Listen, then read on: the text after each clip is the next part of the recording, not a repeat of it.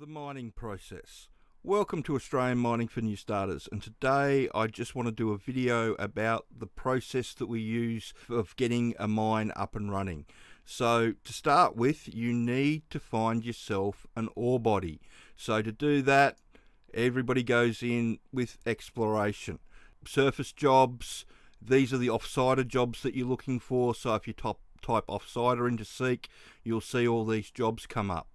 And as you can see, you're going to have to like camping when you do a lot of these jobs, because a lot of these sites, they're not near camps, so they take a caravan with them and they just live in the bush for 6 weeks or however long that they go away for.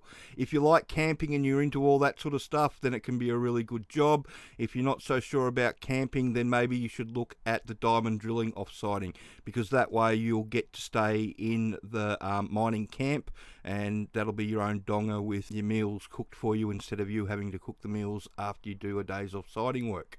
So once they find the ore body, the next thing that they're going to do is that they will look at planning up for a pit, but they'll also look at putting in the infrastructure that they need.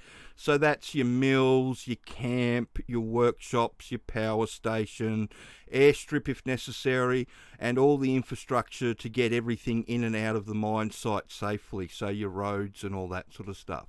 Now, the infrastructure when they put in for these gold mines, and I'm using gold as an example today, normally, you're looking at a couple of $100 million for one of these mills to be set up, or even, between 200 and 400 million to do the whole lot, camp included. It just depends on how big the mine's going to be and how much the mill's going to process.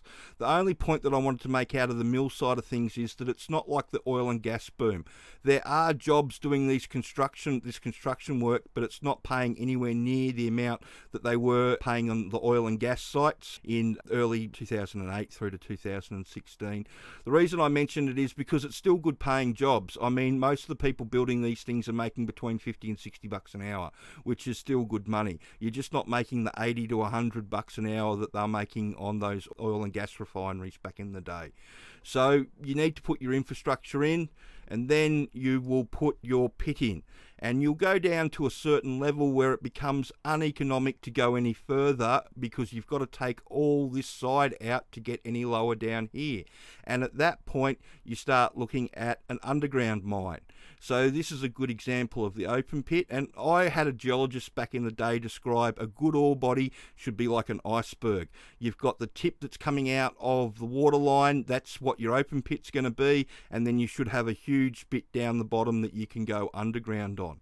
So that's a good way to describe it, and as you can see in this picture, it's got a shaft as well as a decline going down.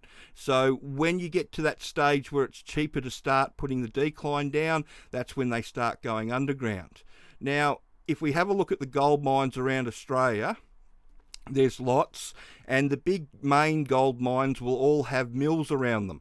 And when you put a big infrastructure in like a mill, what you want to do is you want to try and explore around that mill so you can ship it and keep using it, using the mill. You don't want to be looking, 300 or 400 k's away and having to build another mill or move this one, your existing one. What you want to do is have a look in the general area and try and find something that you can go after there.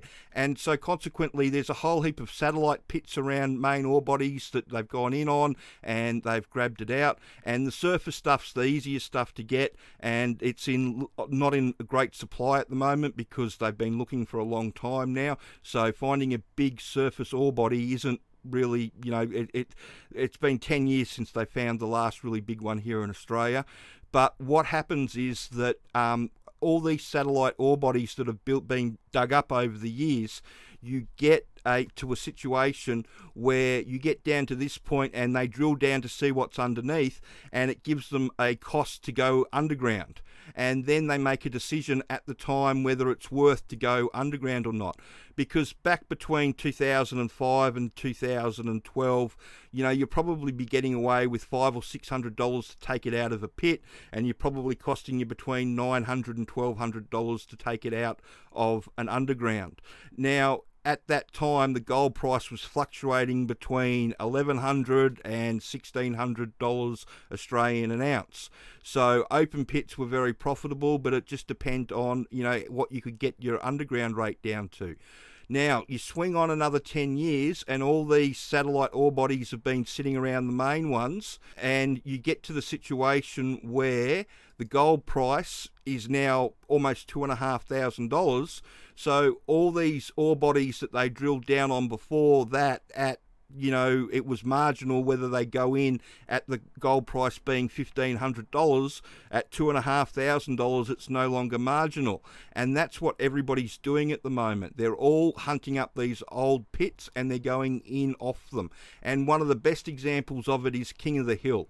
Red 5 has reopened that. It was already in underground at one stage, but because the significant increase in the gold price, it was closed down back in the day. It just wasn't profitable, and that the gold mine is a classic example of how a mining company has taken an old pit and they're going to put a hard rock underground mine underneath it and take advantage of it.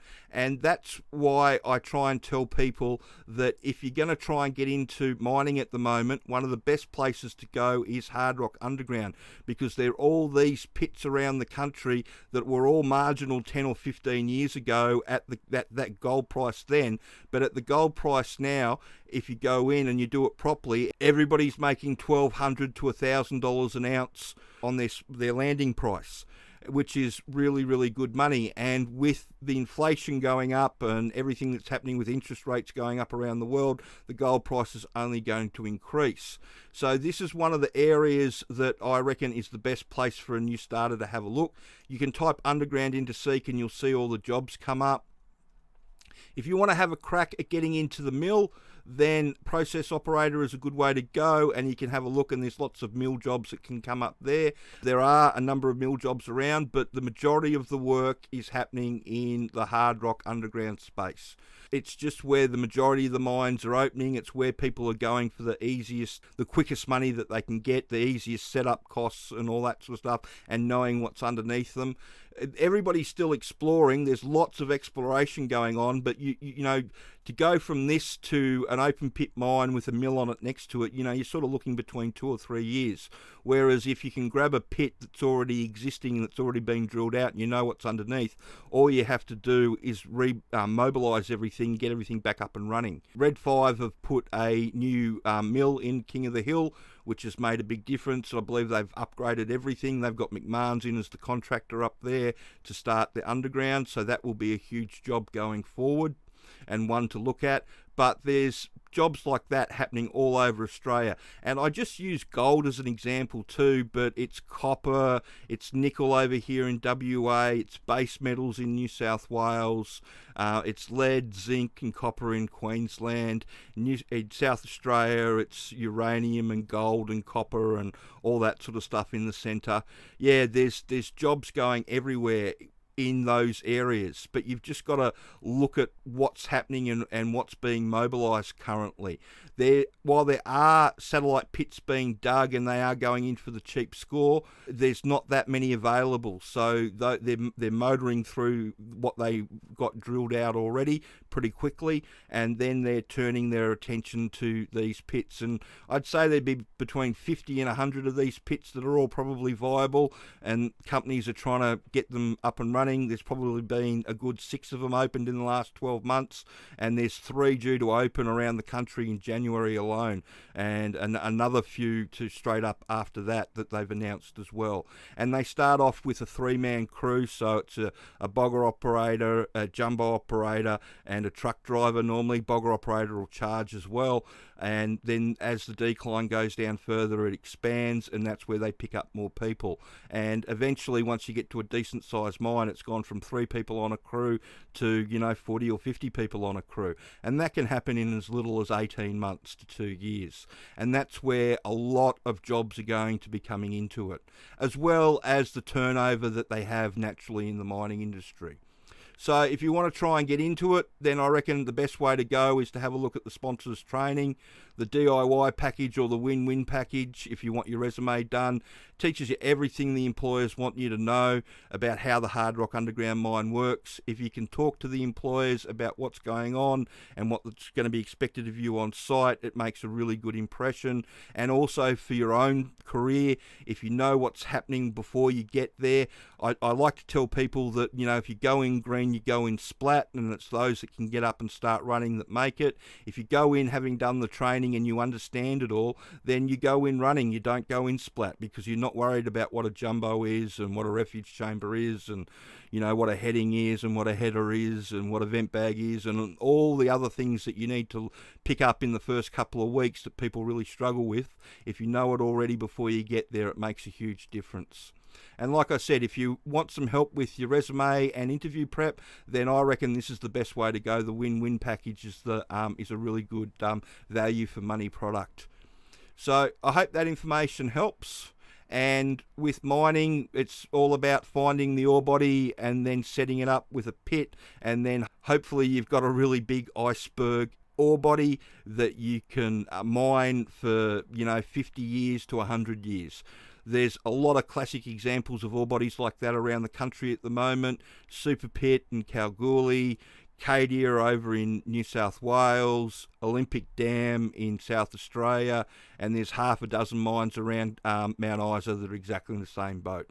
So I hope that information helps, and if you're going to try and get in, target the areas where they're having to put people on, and that's in Hard Rock Underground and exploration at the moment. So if you could share the information around and like and subscribe the channel, that would be wonderful. Thanks.